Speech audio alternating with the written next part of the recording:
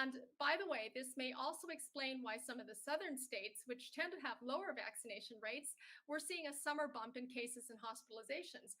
Because if any of you have lived in the South, you know summer can be quite miserable, muggy. If it's 90 degrees outside in Georgia, I did not want to go outside. I definitely was not going to spend an afternoon or a day out in the woods and get bit by chiggers and ticks. Anyway, this was actually suggested by Dr. Celine Gounder on NPR recently. She is a well interviewed medical journalist and infectious disease doc. I mentioned outpatient treatment protocols. Here's an example of a published one. Dr. Peter McCullough was the lead author. There are many publications such as this that Dr. McCullough and his team have published. And we know that thousands of healthcare providers around the country have been downloading these protocols. Let's look at the claim. Reports by states and hospitals of proportions of hospitalized who are unvaccinated equals proof that the vaccines reduce mortality. And here's an example of the Texas Tribune reporting 99.5% of people who died from COVID from February through July 14 were not vaccinated. Now, I want to say something here. My purpose here is not to say that the vaccines had no impact and were not the reason for what they were finding. They very well may have been, but my purpose here is to illustrate some of the pitfalls that we encounter when we look at what's called cross-sectional data. So this is data that has not been controlled. This is the type of data that would never be published in a peer-reviewed journal because it has not been controlled for confounders. And let me just illustrate a little bit of what I mean by that. So again, at the rate when the rate of decline was greatest in this country in February or so, you look at the percentage of Texans who were vaccinated in this graph, it was very, very low. In fact, we see here January 27, 1.1% of Texans, March 4, 7.5% of Texans, and April 3, 15.4% of Texans were fully vaccinated. And you see the death curves for Texas, again, following similar to the nation. January 27, the rolling 7-day average was 342. By March 4, it was 224. And by April 3, it was only 88. So you see that the vast majority of Texans died in the earlier part of the year. We know that people aged greater than 75 make up the greatest proportion of people who die of COVID.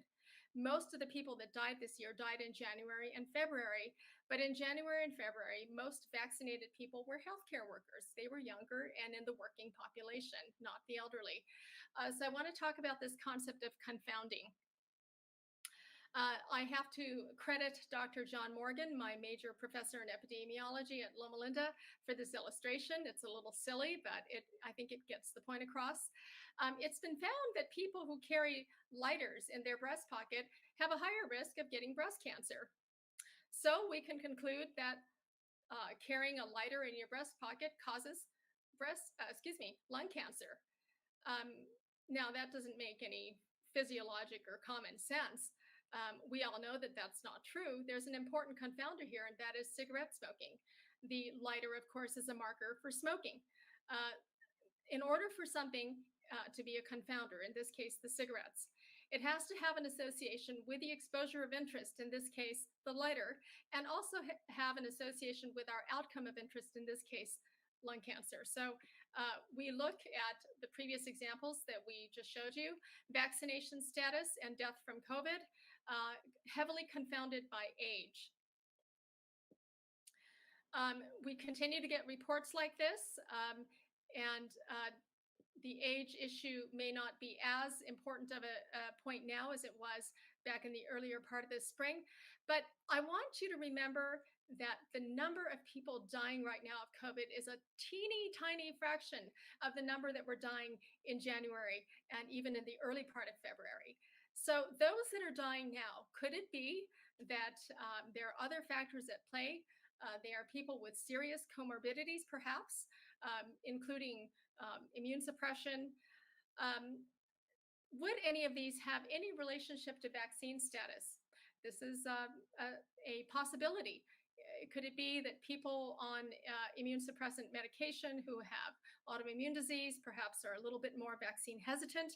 Perhaps the vaccination rates among them are not quite what they are in the rest of the population. Perhaps their doctors are a little bit more hesitant in pushing them to get the vaccine.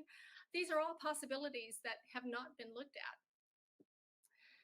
Um, Now, this is also, to be fair, this is also cross-sectional data, and we have to treat it with the same degree of caution as the other data that I just presented to you. But it's interesting because we get the other side of the picture here. Here are a couple of San Francisco hospitals, outbreak among staff, 80% were fully vaccinated. Another hospital, 84% were fully vaccinated. And the hospital spokesperson for one of them told Fox News, well, we know vaccines won't completely prevent infections, but they are effective at making hospitalizations and death preventable. Now, was she correct in making that statement based on what we just saw? Well, actually, age, again, is a likely confounder. The hospital staff getting COVID were, again, they were healthcare workers. They were in the young population. They are working, healthy. Um, we are going to expect less death in this group compared with the elderly. Also, evidence here from the UK. Um, this is fairly recent, July 19, and this is just from recent data. Up to 35% of deaths from COVID in the UK are among the fully vaccinated. So we need studies which control for age and comorbidities. Have any been done? I want to go back to the Israel study. Um, so this is a nationwide mass vaccination setting using the Pfizer product. And from December 20 to February 1, they enrolled people who were being vaccinated and matched them one-to-one with unvaccinated controls. They got about over 500,000 participants in each arm of the study. Estimated vaccine effectiveness outcomes were looked at on days 14 through 20 after the first dose and at 7 or more days after the second dose. Now, I want to give you a little background here. The CDC says it typically takes 2 weeks after you are fully vaccinated for the body to build protection, immunity against the virus. Okay, so keep that in mind, 2 weeks.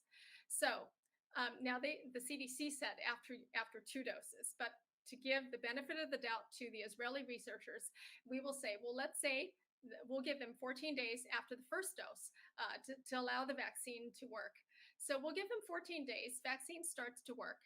And then, these people are out and about in the community. Do we really think that, immediately after the vaccine's efficacy kicks in, that they're all going to encounter COVID on the very first day after that 14-day period? Probably not. So let's give them a little bit of time to mingle, visit relatives and, go shopping and stuff like that and get a chance to get the virus. Remember, in the phase 3 trials, the people were followed for about 2 months. Okay, so let's give them about a week to mingle and to get infected. And then we are told that the incubation time for COVID